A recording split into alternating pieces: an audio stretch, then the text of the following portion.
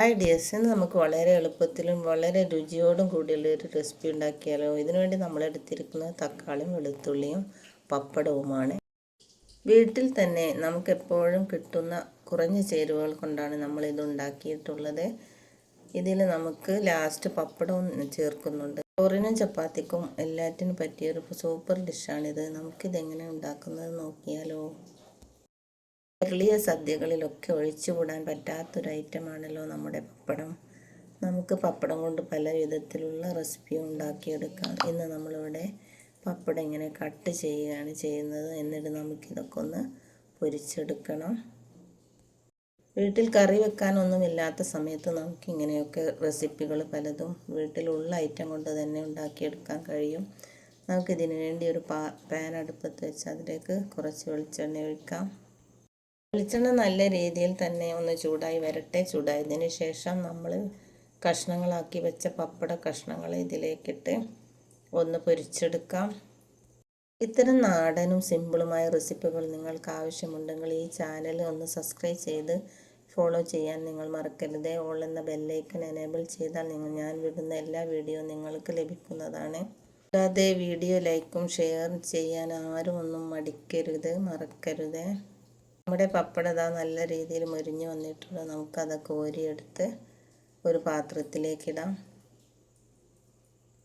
പപ്പടം വെളിച്ചെണ്ണയിൽ വറുക്കാതെ തന്നെ ചുട്ടെടുക്കുന്നവരുമുണ്ട്. എന്നിട്ട് ചോറിൻ്റെ കൂടെ പണ്ട് കാലങ്ങളിലൊക്കെ എത്രയോ കഴിച്ചിട്ടുണ്ട്. നമ്മൾ മുറിച്ചെടുത്ത് വെച്ച എല്ലാ പപ്പടവും ഇപ്പോൾ നമ്മൾ ഇങ്ങനെ പൊരിച്ചെടുത്ത് കഴിഞ്ഞു. നമുക്കിതൊരു പാത്രത്തിലേക്ക് മാറ്റാം. പപ്പടം പൊരിച്ച വെളിച്ചെണ്ണ പിന്നെ ഒന്നിനും എടുക്കരുത്. ഇതിലേക്ക് നമ്മൾ എടുക്കുന്നത് 1/2 കപ്പ് വെളുത്തുള്ളിയാണ്. കൂടാതെ 2 തക്കാളിയും നമുക്കിതിലേക്ക് ചേർക്കേണ്ടതുണ്ട്. നല്ല പഴുത്ത തക്കാളിയാണ് നമ്മൾ ഇതിലേക്ക് എടുത്തിട്ടുള്ളത്. നമുക്കതങ്ങനെ ചെറിയ പീസാക്കി എടുക്കാം. നമ്മുടെ കറികളിലൊക്കെ ഒഴിച്ചുകൂടാൻ പറ്റാത്തൊരൈറ്റമാണല്ലോ തക്കാളി. തക്കാളിയിൽ വിറ്റാമിൻ സി ധാരാളം അടങ്ങിയിട്ടുണ്ട്. നമ്മുടെ തക്കാളിയൊക്കെ ഇപ്പോൾ അരിഞ്ഞു കഴിഞ്ഞു. ചെറുനാരങ്ങ വലിപ്പത്തിലുള്ള ഒരു പുളിയും നമുക്കിതിലേക്ക് ആവശ്യമുണ്ട്.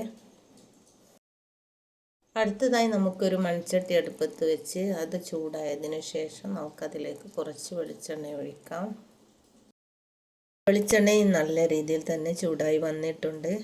ഇനി അടുത്തതായി നമ്മൾ തൊലി കളഞ്ഞു വെച്ച 1/2 കപ്പ് വെളുത്തുള്ളി ഇതിലേക്കിടാം. ഈ വെളുത്തുള്ളി ഇഡ്ഡലി ചെമ്പിലിട്ട് ഒന്ന് വേവിച്ചെടുത്താലും മതി. ഇപ്പം നമ്മളങ്ങനെ ചെയ്യുന്നില്ല. നമുക്കിത് ചട്ടിയിലിട്ട് വെളിച്ചെണ്ണയിൽ തന്നെ ഒന്ന് വേവിച്ചെടുക്കാം. വെളിച്ചെണ്ണയിൽ കിടന്ന് തന്നെ ഇതൊന്ന് വെന്ത് കിട്ടണം. നമുക്കിതിങ്ങനെ ഒന്ന് ഇളക്കി കൊടുക്കാം. കരിഞ്ഞു പോവാതെ തന്നെ ഇതൊന്ന് വേവിച്ചെടുക്കണം. വെച്ചാൽ ഇതൊന്ന് വേഗം തന്നെ വെന്ത് കിട്ടും. അടുത്തതായി ഇതിലേക്ക് ചേർക്കുന്നത് നമ്മുടെ പുളിവെള്ളമാണ്. ഒരു നാരങ്ങ വലിപ്പത്തിലുള്ള പുളിയെടുത്ത് നമ്മളിവിടെ വെള്ളത്തിലിട്ട് വച്ചിരുന്നു. അതെടുത്ത് അതിലേക്ക് ഒഴിച്ചതിന് ശേഷം തക്കാളി, പച്ചമുളക് എന്നിവയൊക്കെ ഇതിലേക്കിട്ടൊന്ന് വാട്ടിയെടുക്കാം. നല്ല പഴുത്ത തക്കാളിയാണെങ്കിലും കട്ടിയുള്ള തക്കാളിയാണ് നമ്മളിവിടെ എടുത്തിട്ടുള്ളത്. കുറച്ച് കറിവേപ്പില നമുക്കിതിലേക്ക് ചേർക്കാം. ഇതിനോടൊപ്പം തന്നെ 1/2 സ്പൂൺ ഉലുവയും ഞാൻ ഇതിലേക്ക് ചേർക്കുന്നുണ്ട്. എല്ലാം കൂടി ഒന്ന് സെറ്റായി വെന്തു കിട്ടട്ടെ.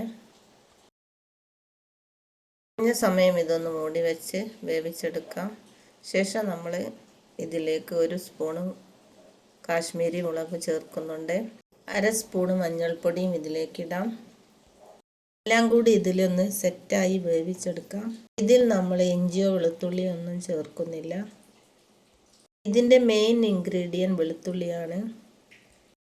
1 സ്പൂൺ ഉലുവയാണ് നമ്മളിതിൽ അടുത്തതായി ചേർക്കുന്നത്. നമ്മുടെ കറിയിൽ ഇപ്പോൾ ഒട്ടും തന്നെ വെള്ളമില്ല. നമുക്ക് 1/2 കപ്പ് വെള്ളം, ചൂടുവെള്ളം ഇതിലേക്ക് ചേർത്ത് ഒന്നുകൂടെ വേവിച്ചെടുക്കാം. ഇപ്പോൾ ഇതാ നല്ല രീതിയിൽ തന്നെ തിളവന്ന് കഴിഞ്ഞു. ഇനി ഇതിലേക്ക് 2-3 സ്പൂണ് സാമ്പാർ പൊടി ചേർക്കാം. സാമ്പാർ പൊടി നമുക്കിതിലേക്കിട്ടൊന്ന് ഇളക്കിയെടുക്കാം. കളിയുടെയും സാമ്പാർ പൊടിയുടെയും വെളുത്തുള്ളിയുടെയും നല്ലൊരു സ്മെല്ലാണ് ഇപ്പോൾ വരുന്നത്. അടിപൊളി സ്മെല്ലാണിത്. നല്ലപോലെ ഇതൊന്ന് വെന്ത് കിട്ടട്ടെ. നമുക്ക് വെള്ളമൊക്കെ ഒന്ന് വറ്റിച്ചെടുക്കാം. ഇങ്ങനെ ഉപയോഗിക്കേണ്ടവർക്ക് ഇങ്ങനെ തന്നെ ഈ കറി ഉപയോഗിക്കാം. ഞാനിതിലേക്ക് ഇൻഗ്രീഡിയൻറ്റ് കൂടി ചേർക്കുന്നുണ്ട്. പൊരിച്ച പപ്പടമാണ് ഞാനിതിലേക്ക് ചേർക്കുന്നത്. വെളുത്തുള്ളി സാമ്പാറാണ് ഇപ്പോൾ നമ്മൾ ഉണ്ടാക്കിയിരിക്കുന്നത്. ഇനി നമുക്കിതിലേക്ക് കുറച്ച് കറിവേപ്പിലയും മുളകും ചുവന്ന മുളകും കൂടി ചേർക്കാം. കുറച്ച് പച്ച വെളിച്ചെണ്ണ അതിൻ്റെ മുകളിലേക്ക് ഒഴിക്കാം. ഇങ്ങനെ തന്നെ കറിയായിട്ട് നമുക്ക് ഉപയോഗിക്കാം. അടുത്തതായി നമ്മൾ പൊരിച്ച് വെച്ച പപ്പട കഷ്ണങ്ങൾ ഇതിലേക്ക് ചേർത്തൊന്ന് മിക്സാക്കാം.